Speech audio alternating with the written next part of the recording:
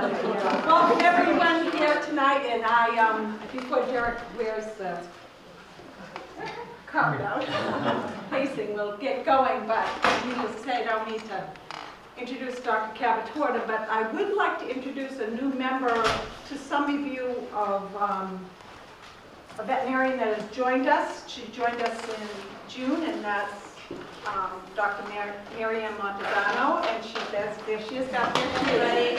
So anyway, she basically, how she ended up with us is that she went to undergrad with Dr. Taylor, and then they split company, and Miriam went to Ohio State Veterinary School, and then ended up doing an internship at Wisconsin Equine, and then worked a year after on an equine ambulatory clinic. And at that point in time, Ashley was talking to her, and she thought she may be interested in doing more of a mixed animal practice.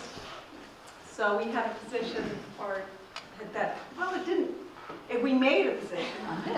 And she has joined us doing small animal and large. So the reason I wanted her is most of you have not seen her on the road. She will be covering some of our emergencies and a little bit on the road, and as well as small animals. So anyways, I just wanted you to see her face. And she's very well qualified to work on horses, and she has quite a vast background with it. So anyways, I just wanted you to. Thanks, Hannah. I just want to say I'm really excited to be with SRH, and it's these few last months that I've been there have been a great experience. So I hope I get to see all of you on a non-emergent basis, or even so that I can help. But I'm happy to be. Hopefully, we'll talk afterwards. So we have something to announce at the end, and so you have to stay to the end to hear the announcement. So without further ado, Dr. Cavatorta.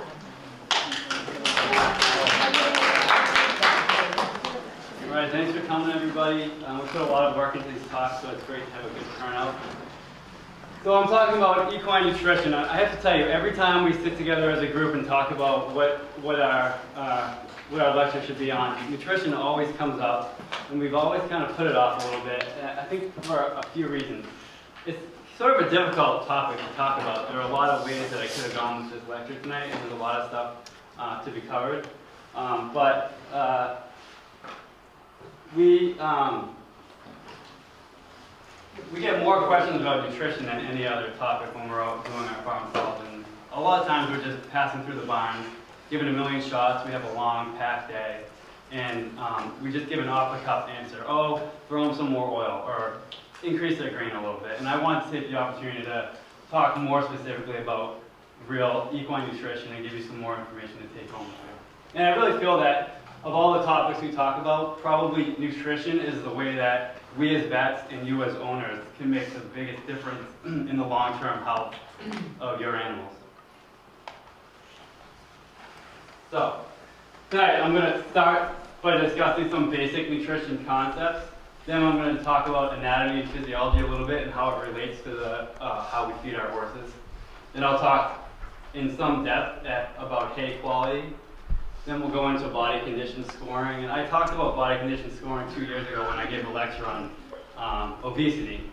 But it's a really important topic. I think it warrants revisiting. And I'll just go over it fairly briefly and hit the high points. Then I'll talk about providing extra calories to your horses safely, which is a question we get all the time. And at the end, like Helen said, we have a special announcement, another special announcement. There are a few things I'm not going to talk about tonight, and I call this basic equine nutrition. Really, in the future, we'll have an advanced equine nutrition because there's a lot I couldn't fit in here. So I'm not going to talk much about supplements, which is something I'm fairly passionate about, and we can discuss them individually, but I didn't have time to fit a whole lot of that in here today. And I'm not really going to talk much about how to feed horses with really specific medical conditions, so that would be a topic for another day also. And I've really tried hard not to push one feed company over another. Unless your horse has really, really specific nutritional needs, I feel we can come up with an appropriate diet using any feed company that you prefer. And none of them paid me anything anyway, so I'm not going to push the button. So the goal of a successful feeding program is to meet the nutrient requirements of the horse. I brought that book, but I left it in my bag. But anyways, the nutrient requirement means meeting the energy, the protein, the vitamin, and the mineral needs of the horse. And we don't just make this up out of thin air. There's the National Research Council on Animal Nutrition has done a ton of research over many decades, and they've established set values for all these different vitamins, minerals, protein, everything for horses at all different life stages. We have that book. I have it in my personal library. We have it at the library at the office. So we're not just making these things up. It's actually based on sound science. And it's not a light read, I'll tell you that. It's a pretty dense book, and there's a lot of really good information in there. If you guys want to look at it at the end, I have a copy here with me. But anyways, it's not voodoo, it's real science, I promise. Okay, so the first nutrient I'm going to talk about is protein. You guys all know this a little bit intuitively. Protein is needed for muscle development and repair, producing antibodies, hair growth, hoof qualities, hormones, all sorts of biological functions.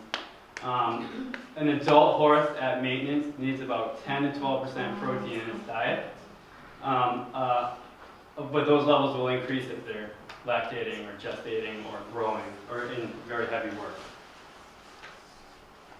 Do they get the protein in the hay? We're going to talk about that. Okay. Protein in the hay, we'll talk about it. Okay. All right, vitamins. I've just picked some of the major ones out that come up in discussion. So vitamin A is high in green forage, so grass and maybe some really fresh green hay. Horses actually synthesize all the B vitamins in their gut. The microorganisms in their gut produce B vitamins as long as there's sufficient cobalt in the diet. Horses, unlike humans, can synthesize vitamin C from glucose, so supplementation is generally not necessary, although I do get questions about that occasionally. Vitamin D can be synthesized with sunlight and doesn't usually require supplementation. And vitamin E is also present in green forage too. So if your horses aren't eating a lot of lush green grass, and we know they aren't around here in the wintertime especially, you want to make sure they're getting adequate levels of vitamin E and vitamin A in the diet. And there's a blood test. We can test their vitamin E levels. A lot of people supplement it. Look at your feed bags. Make sure there's vitamin E included in there. This is my award-winning entry into the Copfield Fair this year. I had to put a plug into that. My wife and I had a big vegetable garden, and we won a bunch of awards. I have a pointer. I just need to grab it.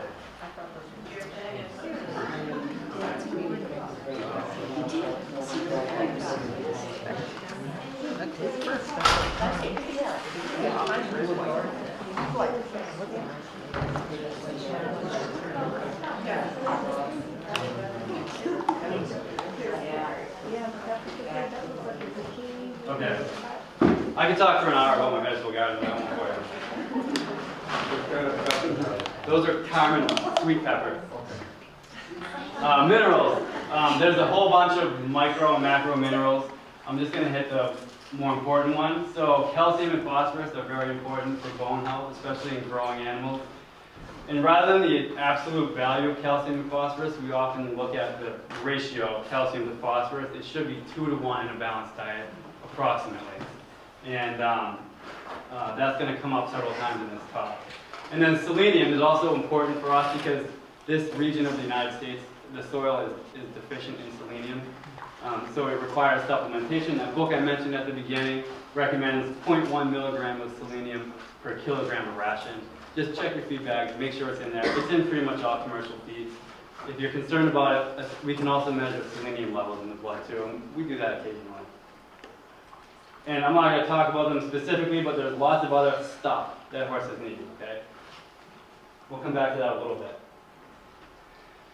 And then the big one is energy, which we measure in calories, and that's needed for all biological functions, maintenance, growth, exercise. It's important for thermal regulation, especially in the winter.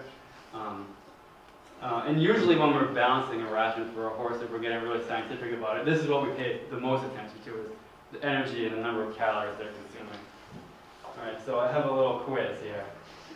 All right, this is my wife, Lauren. She's in the back. I thought I'd embarrass her a little bit. So what is the calorie requirement for the average adult human being? Any ideas?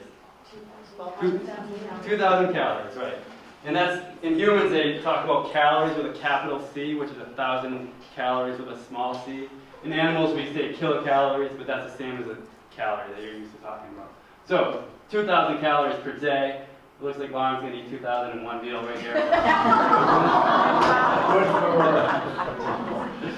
Alright, but that can vary according to activity level. Michael Phelps, when he wasn't getting arrested for drunk driving, when he was training for the Olympics, he made headlines because of the number of calories he was consuming per day when he was at his peak level of training. Anyone have any guesses? It was like 10,000. Even higher. Was it? 12,000 calories per day. That's as much as 6 people. That's a lot. So he's a big boy. Yeah, he's a big guy. Okay, what about a horse? So here's your average size adult horse at maintenance, so just hanging out in the stall and walking around outside and eating some grass and that kind of thing. Anybody guess? We never really talk about this, but it's important. So 15,000 calories. It's about as much as 7.5 people. And that's a day. And yeah, I think they're eating grass and hay and things that don't have a lot of calories per mouthful. So it's a lot of food to meet those needs. But that can also increase. So any idea that a thoroughbred in full training can be much higher than 15,000. 35,000. Yeah, and they're always skinny. So my wife, I'll brag a little, she's a veterinarian, but she also has a degree in medical illustration, and I asked her to do this drawing for us tonight. So this is just for you guys. I'm going to talk a little bit about the GI anatomy of the horse and what it can teach us about why we feed them, what we feed them. And I always think that anatomy is best understood comparatively. So the GI tract from 2 different species is shown here. I'll give you one hint. That's a horse. Anyone have any idea what that is? That's a people. It's a person, that's right. So, you can see, just step back a little bit and look at it, there's some obvious differences, and I'm going to talk about that a little bit. So with the human, the esophagus carries food from the stomach, from the mouth down to the stomach. It then travels through the small intestine, and that's where a lot of the digestion and absorption occurs. There's a tiny little thing right here. Anyone know what that is? Appendix, right? And then the large colon, and the appendix basically does nothing in humans. It has more of an immunological function than a digestive function. And then the large colon, which is mainly for water absorption, okay? Now look at the horse. The first part is fairly similar. You have the esophagus, the stomach, the small intestine. It's a little bit expanded, but basically the same structure. And then we have this huge thing here. Anyone have any idea what that is? Right, that's the cecum. That's the equivalent of the human appendix, okay? And it has a real important function in horses that I'll talk about. And then this is the large colon here. It's become greatly expanded and twisted all around. And just a side note, it's very poorly designed. I mean, this is a huge mass of intestines. They get crammed into the horse's body. It goes from being really wide to really narrow to really wide again. It's no mystery why horses call it so frequently. This is the pelvic flexor, and that's a common site of impaction. So if we look at the horse a little bit closer, I call this from feed bucket to muck bucket. So the esophagus carries the food down to the stomach. It's about 4 feet long. The stomach is only about 1 foot or so long. It holds 8 quarts, about 2 gallons. This is where acid hydrolysis occurs and some enzymatic digestion. And then the small intestine, which is about 70 feet long, it holds 6 to 8 quarts. There's lots of enzymes here. The pancreas produces enzymes involved in digestion. The liver secretes bile involved in digestion. And there's also nutrient absorption. And then things get kind of interesting. So now we get to what's called the hindgut. And horses are hindgut fermenters. So the hindgut, which consists of their colon and their cecum, is basically this giant vat full of fermenting hay and grass and roughage. And they have billions and billions of microorganisms in their intestines that produce enzymes that allow them to break down the cellulose that's in grass and hay. If you or I ate grass or hay, it would just pass right through us. We don't have these bacteria, and we don't have those enzymes. So the bacteria produce these enzymes that break down all the fiber and everything in hay, and they produce something called volatile fatty acids, which are then absorbed through the wall of the colon and used by the horse as an energy source. So they get some energy from here. The starches and the sugars and things are absorbed here just like with us. But in a horse that's consuming a forage-only diet, it's been estimated that about 80% of the energy that they derive from that food is in the form of volatile fatty acids from the hindgut. And moving on down, the colon, it's 23 feet long, it holds 102 quarts. It's also, like I said, a site of microbial fermentation. It's similar to the cecum, it's part of the hindgut where all that fermentation is occurring. So if you add all those up, it's over 100 feet long. So what does this tell us about what horses eat and should be eating and how they deal with it? So we all know this, horses are herbivores, they eat plants, and their GI tract is well suited for a forage-based diet consisting of primarily hay and grass. And when people have done studies and looked at feral horses in the wild, this has been published, they found that they graze for about 18 hours per day, which is a heck of a lot of time. And it kind of fits with the anatomy, so a lion takes huge meals at a given time and then doesn't eat for long periods of time, so they have a really large stomach where they can store a lot of food. Horses have really small stomachs. I told you it's only a foot or maybe a little bit more. It only holds a couple gallons. Considering how big the horse is, that's not very large.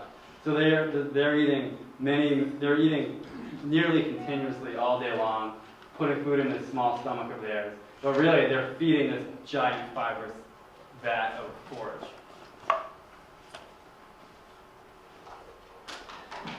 So because of that, horses should be fed a minimum of 1 to 1.5% of body weight per day in hay or pasture. And this is important because it's going to help keep all those microorganisms in their cecum and their colon happy and healthy and keep everything moving along properly.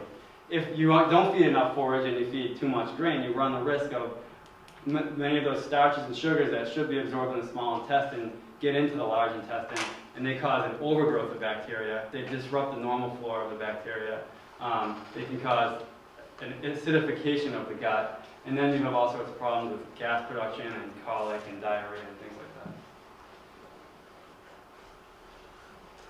that. All right, so we know forage is very important. Everybody feeds hay, so let's talk a little bit about what makes good hay.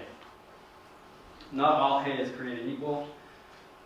First of all, the plants that are present in the hay make a difference in the nutrients provided. So anyone who's interested in this, I encourage you to look. This is a really great reference I found online. It's put out by the University of Wisconsin Extension Service. It's free. It's a free download. And it has some really great photos and information about all the different species of grass that are out there. We're just going to talk briefly about a few. So legumes. Legumes are plants that fix nitrogen into the soil. The most common one that people feed is alfalfa. Clover is also a legume. Not too many people feed much alfalfa around here, but it's a really lush, rich forage. It's really high in protein, it's really high in calcium, and it's really high in caloric content. Out west, and when I was in upstate New York, they grew alfalfa all the time, and people fed straight alfalfa bales. Around here, people feed alfalfa as like a kind of a treat almost. They may include some alfalfa pellets or some alfalfa chopped hay or something like that. Now I'm going to talk a little bit about that later. This is a picture of some alfalfa hay. In every veterinary textbook, whenever they mention alfalfa, they always talk about blister beetles. These are beetles that I believe they feed on the alfalfa plant, and this occurs out in the Midwest and out west. And when the hay is made from the alfalfa, sometimes these beetles will get baled up in the hay and die. And the beetles actually produce a toxin called cantharidin, and if the horse is eating the alfalfa and inadvertently eats these beetles, they can get very sick. It's really irritating to the GI tract. It causes them to colic, and they can actually die. I mean, I don't know if Bob or Helen have ever seen a confirmed case of this. I've never seen a case. It's kind of an interesting side note. And I'm sure, I mean, maybe if you got some imported hay from Idaho, it might be an issue, but no one really does that. And I'm sure the companies that have the pelleted alfalfa and stuff, I'm sure they check with us. Okay, most everyone around here feeds grass hay. Timothy is very common here. It has these characteristic seed heads here, look like a stovepipe. There's some Timothy hay. And the other real common pasture grass around here is orchard grass, which has these branching seed heads here. And they're fairly equivalent in terms of their nutritional content. Everyone, I don't know, it's become really popular for people to talk about Timothy hay, but no one ever talks about orchard grass. I'm not sure why. And I have some samples of hay up here of different age and different cuttings and stuff. If anyone wants to talk about that after, I'd be happy to. And you'll see there's some Timothy in there, there's some orchard grass, there's some other things too. So other grasses are brome grass and ryegrass and things like that, which we don't hear too much about. But probably the biggest factor in the quality of the hay is the maturity of the grass when it was harvested. This graph shows the maturity of the forage in relationship to the crude protein. You can see that the more mature the forage, the less protein is present. Same thing is true for energy. The more mature the clover or alfalfa or trefoil, which is another forage, the less energy content. And it starts all the way up at 900 kilocalories per pound, and it can drop down to below 600. So, immature hay is higher quality hay. It has more protein, it has more digestible energy, it has more vitamins, and it has more minerals. It has less fiber or structural carbohydrates. And kind of an easy way to think of this is that immature hay has more leafiness and less stemminess. When you touch it, it feels soft. That real coarse hay is more mature hay. And there's a reason for that. As the plant grows, it's producing flowers and seeds in the reproductive phase. So it wants to get really tall so it can it can spread the seeds as far as possible. The taller the plant gets, the more lignin it has to produce. Lignin is basically wood. So it has to get really tall and really stiff. And as it does that, it becomes lower quality forage. So all these cues can help us determine whether hay is good or bad, and that's sort of just a rough estimate. If anyone wants to get really scientific about it, you can do a hay analysis. The reps from the feed companies I've talked to them about this. If you guys work with us on like a nutritional consult, they'll do a hay analysis. Some of them will do it for free or maybe just for a few bucks. It's really not expensive. The problem is that a lot of people get hay every few weeks or something like that, so it's difficult. But if you have hay stored for longer periods of time, it's not a bad idea to test it and figure out what exactly you're feeding. And this is an example. This is a client last year. We did a hay analysis, determined exactly what she was feeding. And this is a really nice hay. It was mixed grass hay. The digestible energy was over 900 calories per pound, which is really high for grass hay. The crude protein was 11.8, which is fantastic for grass hay. And remember we talked about the maintenance value for horses is 10 to 12%, so this is a really high quality hay. It's probably meeting all the protein requirements of that horse, unless it's really active. And, but look at this. Here, I told you calcium and phosphorus, we wanted a 2-to-1 ratio. There's 0.19% calcium and 0.29% phosphorus. So the calcium-phosphorus ratio is almost flipped upside down. So if you were balancing a ration based on this, you would want to add something that had higher calcium to correct that ratio. So you could add some alfalfa. We talked about that. It's really high in calcium. Or you could add some, like a powdered calcium supplement. Is that normal in most hay stuff? No, actually, it's normal for alfalfa hay. Is oh, that result normal? No, most mixed grass hay has about 2-to-1 calcium to phosphorus ratio. I don't know why this was the opposite, but you don't know unless you test it. So it's kind of fun to do it too if you guys are ever interested. Okay, spoilage also affects hay quality, so you want to make sure the hay is stored properly, it's protected from the elements. If hay is getting rained on, then it's going to promote rot, and also it will leach out some of the water-soluble nutrients. And it's nice if you can store it on pellets and pallets, and air can get underneath the bales. It'll prevent moisture from wicking up from the ground and prevent spoilage that way. But the characteristics of a properly prepared hay is it should be dry, but not too dry. So a farmer bales that grass and it's too wet, it won't store properly, and it will actually like compost on the inside and rot that way. And sometimes bales will look black because they've composted and heated up, and there have been cases where they've spontaneously combusted. But if it's too dry, that's not good either. It should be about 13 to 17% moisture when they bale it. If it's too dry, all those leaves that have all that nutrient will crumble and fall out of the bale and be wasted. It should have a nice, sweet smell, be free of excessive mold and dust. And it's nice if it has a little bit of green to it. That means it probably has a little bit higher vitamin content, but it's not the end of the world if it's not real green. And I just wanted to put a note in here about round bales. Round bales are getting a little bit, I think, a little more commonly fed around here. We have several clients feeding round bales, and I think they have a little bit of a bad rap in the horse world because they're viewed as cow hay, and they're viewed as poor quality. And I haven't found that to be true. I think round bales, just like square bales, can be of variable quality. Some of it's good, some of it's bad, unless you look at it, or ideally do a hay analysis on it. You don't really know. But for some people, they can have improved costs by getting round bales. But storage and transport is obviously an issue. You have to be set up for that.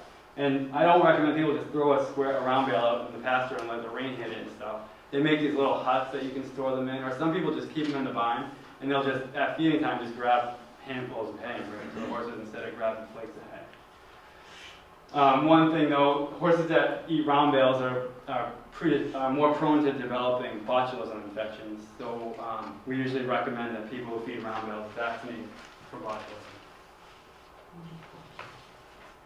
Botulism, it's Clostridium botulinum. It's a bacterial infection that causes paralysis. Okay. And then weeds. If you open up a bale of hay and it's got a bunch of weeds, of course that's affecting the quality of the hay. And there are all sorts of different weeds out there. I get questions a lot about milkweed. I've seen that in hay a lot. It can cause colic if they eat milkweed. So just be aware of that. One weed I just wanted to bring your attention to is called Hoary alyssum. This is a weed, this is a schematic drawing showing what the plant looks like. It has this odd-shaped flower here, and there are these seed heads all along the stalk, and they kind of look like tennis rackets with a little antenna on them. Horses that eat this they get high fever, they get limb swelling, they get lymphedema, often in all limbs, and they can founder in some cases. And so I got called to a barn this summer. They have 20 horses at the barn. 10 of them had fevers, and some of them had swollen legs, some didn't. So we didn't know was there a virus going through the barn or what was going on. But I asked to see a bale of hay, and I opened up the bale of hay, and I found some Hoary alyssum in their head here. So there it is. These are those tennis rackets with antennas. This is a photo that I took. And it was local hay too. So it does grow around here. It's something to look out for. It's not terribly common, but it does happen. Okay, so how much hay should your horse eat? Well, the most that a horse will eat is about 2 to 2.5, maybe 3% of their body weight per day in hay. Okay? I know it seems like some horses will never stop eating hay, but there is a limit to how much they can physically consume in a day. All of it. Yeah, I know. It's gonna happen. So this means for a 1,000-pound horse, 20 to 25 pounds per day is the most that they can eat. So the question is, will this provide everything that your horse needs? And the answer is, well, it kind of depends, okay? It's going to depend on the quality of your hay. It's going to depend on the life stage of your horse. It's going to depend on the genetics of your horse. If it's a pony or a halfling or a Morgan, you give them a flake of hay and some air, they're good to go. If it's a quarter horse, a thoroughbred, it's a totally different story. And then the activity level, of course, plays into this as well. So, how do you know if your horse is getting all the calories that it needs from their hay? You have to do body condition scoring. And I get questions about this all the time. So we're going to talk about body condition score in a second. You can also do weight tape. There are free weight tapes up here if anybody wants them. This is where you measure it. And I like weight tapes because they give you a marker. If you want your horse to lose weight, you want to see the value going down. If you want your horse to gain weight, you want to see that value going up. But I don't get real hung up on the absolute number because they're not terribly accurate, okay? Think about it. They're not taking into effect the length of the horse. There is another way you can do this. I can talk to somebody about it afterwards if they want, where you take into effect the length. is probably a little bit more accurate in terms of the absolute number. But in general, we don't really care if the horse weighs 900 or 940 pounds. We just want to know what their body condition score is and if they're losing or gaining weight. So this is the Henneke body condition scoring system. It ranks horses on a scale of 1 through 9, with 1 being very, very thin and 9 being very, very fat. Ideal is between 5 and 6. Many of you saw me talk about this 2 years ago, so I won't spend a ton of time on it. But this is where horses tend to lay down fat. They put it behind their shoulder, over their ribs, and then all along their top line from the neck all the way to the tailhead. Number 1 is emaciated. Okay, these horses are very thin. They have bones sticking out everywhere. You may be able to identify individual vertebrae at the top of their back. These horses are near death. Number 2 is a little bit better, but still pretty bad, basically, is what it comes down to. They're still emaciated. At a body condition score of 3, you're starting to see a little bit of fat cover over the ribs, but the ribs are still easily visible. You're getting some rounding of the hindquarters and things like that, but still too thin. So at a body condition score of 4 out of 9, the neck, withers, and shoulders are not obviously thin. Ribs are now still visible, but only faintly, okay? That's an important one. The points of the hips and the buttocks are not visibly discernible. You can start to get some fat around the tailhead, things like that.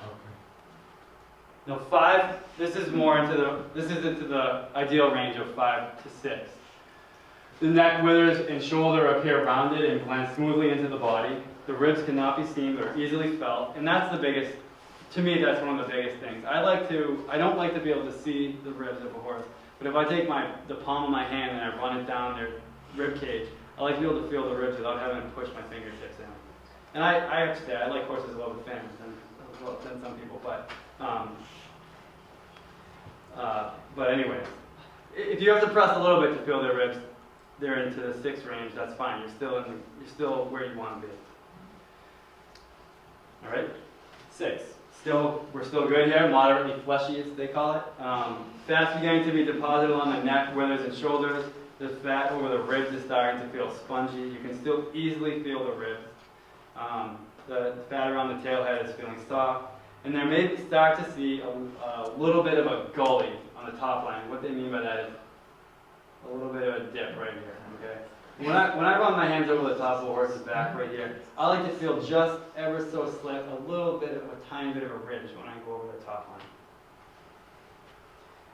You'll see in a second, like Helen says, they pull water on their back when they get too heavy. So, we're getting there with a 7 though. So the fat's deposited along the neck and the withers behind the shoulder. Now you really have to push hard to feel the ribs, okay? And an 8, the neck is starting to thicken. They're just putting fat on all these regions, and then a 9. Way too heavy, all right? So of course it's a pony, so it's they get this huge crusty neck, and the flank is filled in flush, so there's not even really depression here. And there's patchy fat appearing over the ribs. You guys have probably seen that. Sometimes horses, they'll get like these round masses of fat that they just put like behind their shoulder and stuff. And then the crease down the back, so if you look from behind, it makes like an M right here because there's fat just being deposited around the spine, and the legs are rubbing together. Okay, too heavy. All right, so the average pleasure horse in light work can maintain a healthy weight on forage alone, okay? So that means they're getting enough calories. As long as their ribs aren't showing, they're getting adequate calories in their diet. But the forage is probably not providing enough protein, vitamins, and minerals. We don't really know unless we test it. It's really not, like I said, it's usually not practical to test every batch of hay that you get. But in general, grass hay doesn't have that 10 to 12% protein, and it doesn't have adequate levels of all those different vitamins and minerals that I talked about at the beginning. So if you only listen to one slide of my talk, this is the one to pay attention to. If your horse is maintaining weight on just hay, I really like to feed horses a ration balancer. A ration balancer is designed to be fed at a low volume. It's pelleted, so horses think they're getting a little bit of grain. but it's really not providing many calories at all. It's really just giving them some protein, some vitamins, and minerals. So what it's doing is it's filling in those holes that the grass is not providing. Every feed company has a version of this. I've shown them here. Triple Crown has Triple Crown 30. Nutrina has Empower Balance. Purina has Enrich Plus. Poulin has MVP. And Minovite Light is Blue Seal. Any of these are fine. I don't care which one you pick. But if your horse falls into this category, pick one of them. These horses don't need they don't need performance grains or feeds or anything like that. Okay, so what if your horse is not getting enough calories from hay? First of all, so you're feeding them a hay-based diet essentially, and they're a 4 for a body condition score. What can you do? All right. First, you want to rule out any medical causes of weight loss. So have us out, do a wellness visit, check their teeth, make sure parasite control is adequate. We can do a little blood work if we want, look at their organ function, maybe test them for Cushing's or something like that.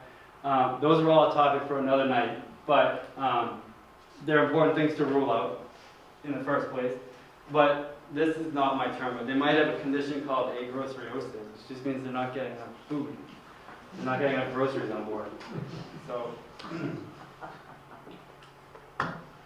So I want to talk a bit about how to add calories safely. And this is an important topic. I get tons of questions about it, so I thought we should talk about it tonight. So here we go. First of all, you can add extra fiber. So we talked before about how alfalfa is such a lush forage. It has 20% more calories per pound than hay. It has about 15% protein, which is much higher than grass forage would be. So I kind of like to think about alfalfa as a calorie and protein supplement. And it's great for older thin horses. It's great for horses that just need to pack on a few more pounds. And like I said, you can feed it in, you can get pellets or you can get alfalfa cubes at the grain store, wherever. Because I mean, I don't even know if you can buy like alfalfa hay bales around here. No one really feeds that. But if you got that, you could mix some of that in with your grass hay. I know a lot of people like to feed beet pulp. Beet pulp is great too. But I think there's a lot of misconceptions about what beet pulp is providing. Okay, beet pulp is a lot of fiber, and it has a slightly higher caloric content than hay, and that's it. Okay, so it's kind of like feeding higher calorie hay. It can be shredded or pelleted. It can be soaked. The shredded is supposed to soak up water better than the pelleted. It has a fairly low glycemic index. What does that mean? It means it doesn't have a lot of sugar. But Okay. some beet pulp has molasses added, and then it has a little bit of a higher sugar content. I read an article by a PhD nutritionist who said beet pulp is fine to feed to insulin-resistant horses. I worry a little bit about that. I'd be a little careful with that because that brown book I showed you guys, that lists beet pulp as having a starch and sugar content of about 18 or 19%. And we want their whole diet to be below 12. So as long as it's being diluted out by something without as much sugar, it's probably fine. But I still just worry a little bit about that. Maybe feed it in moderation. It's not a great source of protein, vitamins, and minerals. It's just kind of fiber. It's bulk. It's energy, but not a whole lot else. It has a lot more calcium than phosphorus. So if you're feeding a lot of this, then you just want to make sure that the overall nutrient balance of the diet is not disrupted. I think it's fine to feed it. I know a lot of people like it. A lot of horses really like it. And a lot of people I've talked to have had great luck putting weight on horses by adding some beet pulp to their diet. And that's fine. And hay stretcher. This falls into a similar category. Hay stretcher is not hay. They take all these byproducts from the brewing industry and stuff, and they take oat hulls and all these other different hulls and things, and they mix them all together into a pellet. And they make a pellet that is the same nutritional content as hay, essentially, okay? So the nutrient profile is very similar to hay. It has a similar number of calories as hay, similar amount of protein. And just like beet pulp and poor quality hay, it doesn't have a ton of protein, vitamins, and minerals. But it's very palatable. A lot of horses love it. It's pretty low dust, so it's good for horses that have allergy problems. And it can also be soaked, so it's a good way to get extra moisture into horses, feed it to older horses. It is some good extra calories and some good bulk. You're saying for beet pulp can be soaked? Yes, yeah. Not must be soaked. Well, it depends on who you ask. I worry about choke with unsoaked beef pulp. A lot of people have fed unsoaked beef pulp for longer than I've been alive, and they've had no problem with it. So, but that's a concern. And a beef pulp choke is a nasty choke to try and dislodge too. So, beware if you're not soaking it. And if you want to be safe, just soak it. I think that's fine. You can use that for a treat too, right? Yeah, treats can be used as a treat also. And hay stretcher can replace up to half the hay in the diet. But I want to be clear, hay stretcher is not a grain. So I've had people tell me, oh yeah, I feed my horse grain. I feed him a quart of hay stretcher in the morning, a quart of hay stretcher at night. And that's not really the same thing. Grains have all sorts of other stuff added to them that hay stretcher does not provide. Hay stretcher is, for all intents and purposes, hay in pellet form. Okay? Sorry, somebody mentioned you feed it as a treat. What's a treat? My house doesn't give treats, it's a carrot. Yeah, yeah. It's like changing the feed though, the bush floor is set up one way, how can, just Well, find treat? Is that his horse gets nothing but hay, and his horse actually was too heavy on an only hay diet. And so he worked really hard. He wrote his whole diagram showing me how he weighed his hay. We fed his horse 1.5% of hay, 1.5 of a body weight of hay per day, and she looks fantastic. So for her, a treat is anything except her hay. So he gives her a couple of things of hay stretcher, and she's ecstatic. Is that accurate, Bob? Yeah. Overly nitty-gritty. Yeah. Okay, fat. All right, fat is also another way to add some calories to a diet. You can add, the easiest way to do it is to add oil. Corn oil, rice bran oil, soybean oil, canola oil, flax oil. There's tons of options. There's a lot of debate over which has the best omega-3 to 6 ratio and all that stuff. Really, if you want to add calories, oil is fine. It's gonna, no matter which one you choose, it's going to add calories, okay? Corn oil has higher omega-6 content, and that has been shown to be a little bit pro-inflammatory. But the other ones, especially soybean, canola, and flax, have higher omega-3 content. They're more anti-inflammatory if you want to be real precise about it. You could feed those instead of corn oil. They're probably more expensive, of course. But 1 cup provides about 2,000 calories, and you can feed about 2 cups per day. So that's 4,000 calories. That's quite a lot of energy. We're talking about 15,000 calories per day total. We're providing, what, about a quarter of that with 2 cups of oil. That's not bad. So you want to introduce it slowly because horses can get diarrhea if you feed too much too fast. So start at a quarter cup a day, add another quarter cup every few days to a maximum of 2 cups per day. And there are also many commercial fat supplements, so Purina has Amplify, Nutrina has Empower Boost.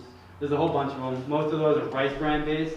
Rice bran has a lot more phosphorus than calcium, but in the commercial diets they compensate for all that and they balance it all and it's all fine. Any of that is fine, but just remember, if you have a poor quality hay and you're adding some corn oil to it, or you have a ration that's not meeting all the horse's needs, it's not getting all the vitamins and minerals and proteins that it needs, that is just adding calories. It's not adding any of that other stuff. But if you have a horse that is getting all that stuff from the ration balancer and hay, and it needs to gain a little bit of extra weight, this isn't a terrible way to do it. Do they mind getting the oil in their feed? Most horses don't. What do you guys think? Does anybody feed oil to the horses? They seem to eat it okay? I feed one, I tried mine, won't eat it. Won't eat it, yeah. It just depends on the horse. You know what has the best omega-3 ratio of all oil? It's fish oil. But good luck getting a horse to eat fish oil. People have tried that. There's lots of data out there, and there's some really good data showing it's anti-inflammatory. It has all these positive effects, just like it does in people, but it's not palatable, so it's pointless. But what about wheat germ oil? I don't know what the omega ratio of wheat germ oil is. That's what I feed. The caloric content will be similar. Do the horses like it? Yep, I eat it. Haven't heard any complaints. Yeah. Okay, so rice bran, a lot of people will give like bran mashes and stuff to add some calories, which is fine. Rice bran has a fair amount of fat. It also has some vitamin E and some fiber, but it is very high in phosphorus, so you have to be a little bit careful. If you feed too much of it, you can disrupt that calcium-phosphorus balance. Right.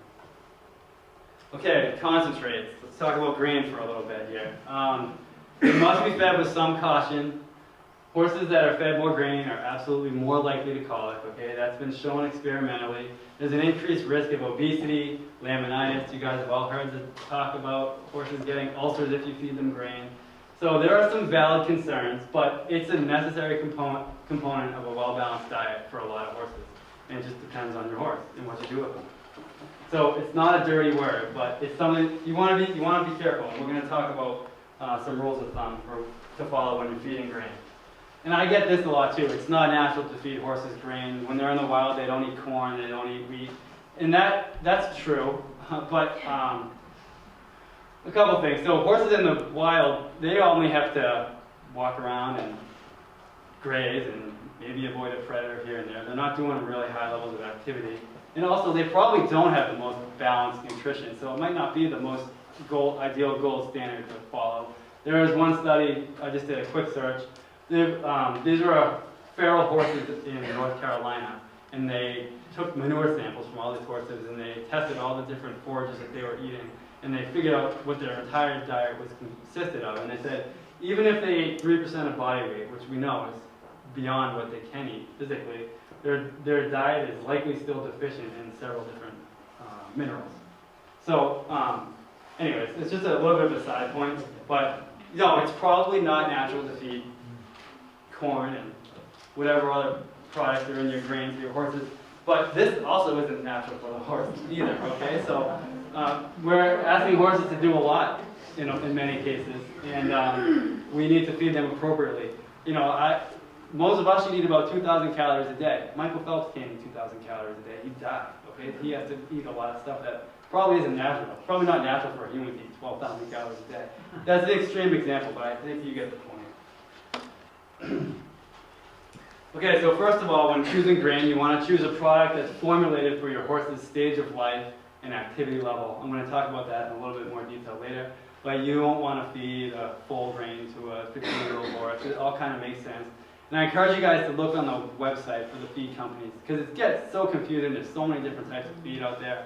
I can't keep them all straight, but they all have good websites, and they all have a blurb on every grain they feed, and it will tell you what type of horse it's designed to be fed to. And then, once you pick your grain, follow the instructions on the label. And this is very rarely done, to be honest. So I'm going to talk about that in a little bit.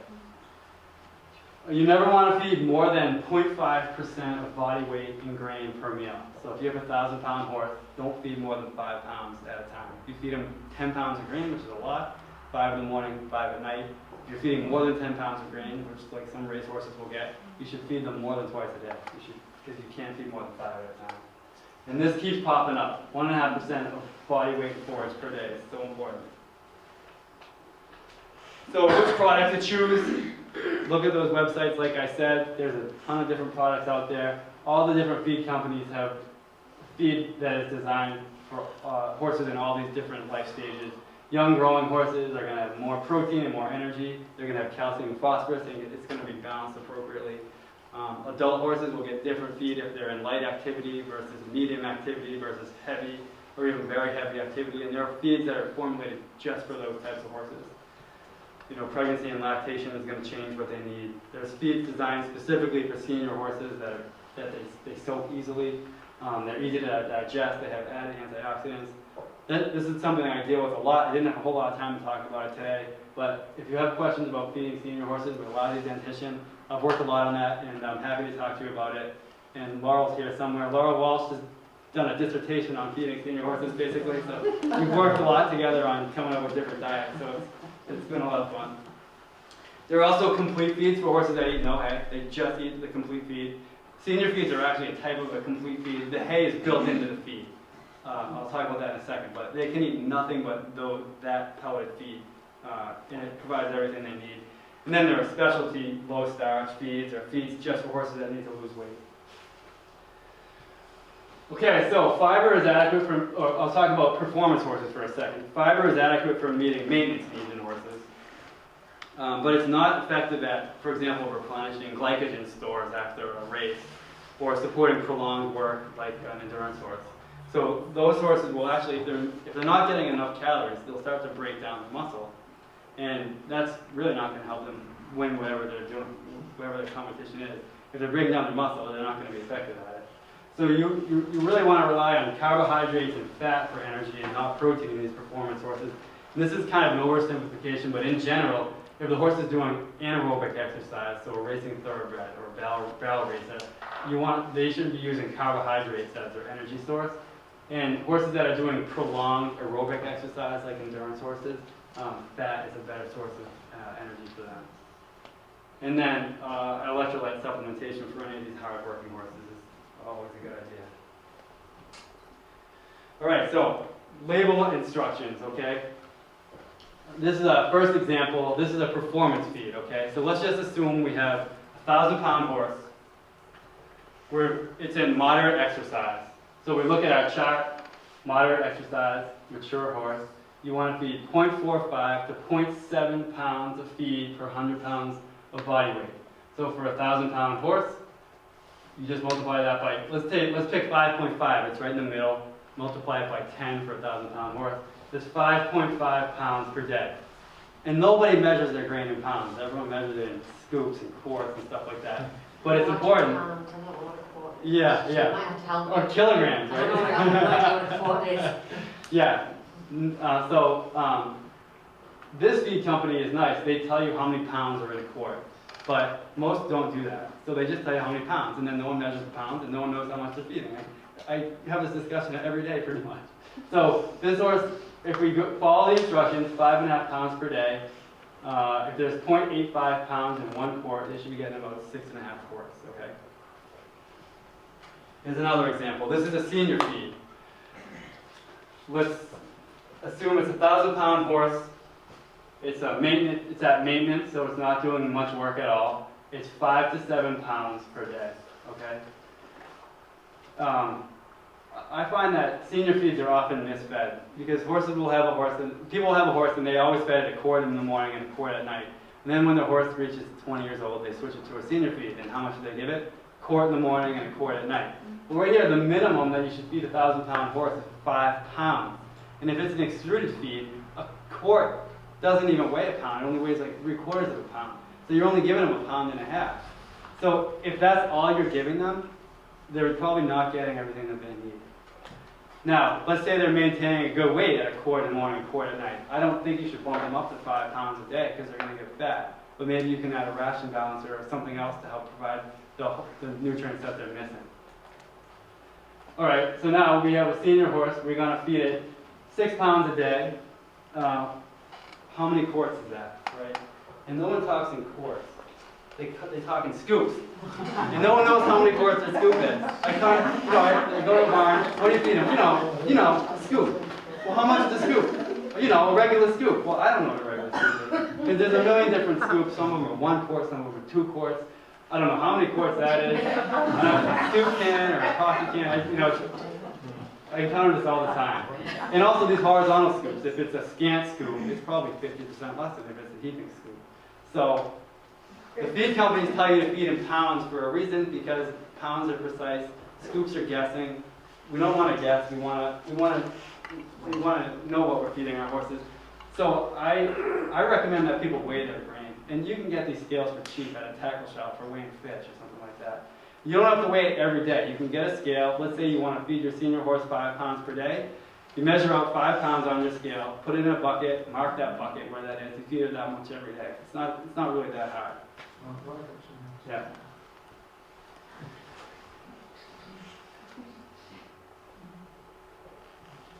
All right, just some final rules of thumb. So you want to monitor body condition score every 3 weeks or so, because the recommendations on the feed bag are the recommendations.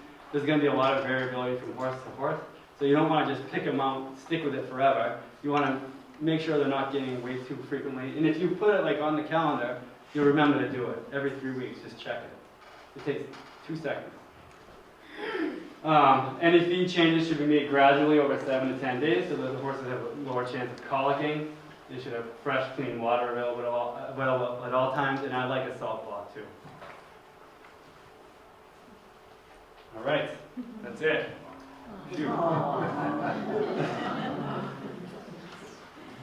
So we have an announcement, so no wave, but I think I'll take questions first, and then we can have the announcement, and I'll be around afterwards if anyone wants to talk afterwards. Well, I actually use a quart measurer as my scoop. You do? Yes, I Yeah. have a quart that I bought at a kitchen store.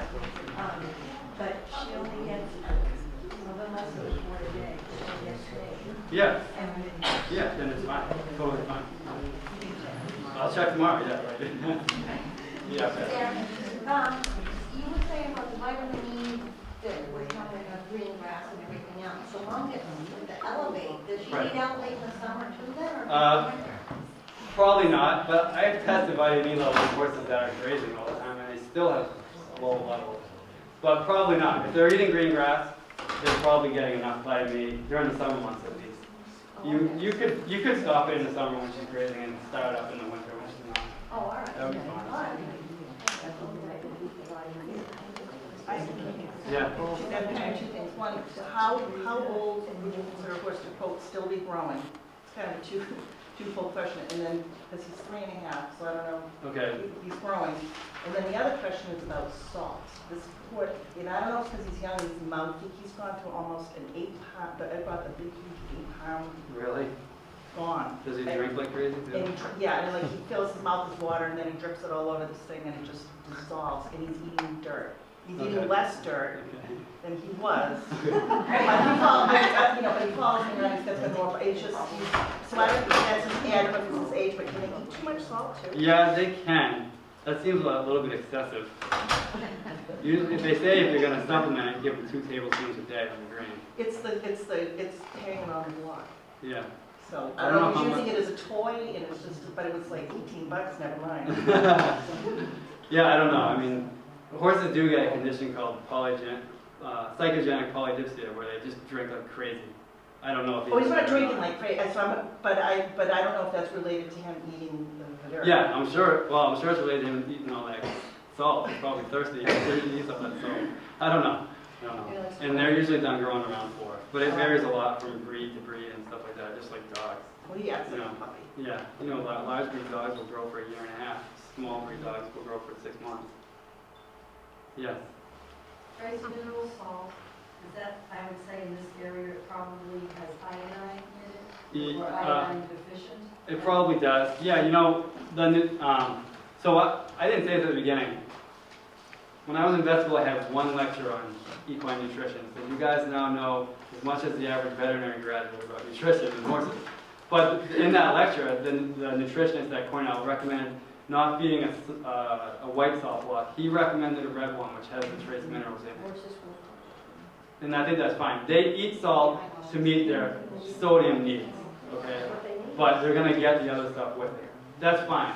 But if they're on the ration balance balancers will have a lot of those trace minerals in them too. But I think the trace mineral blocks are a good idea.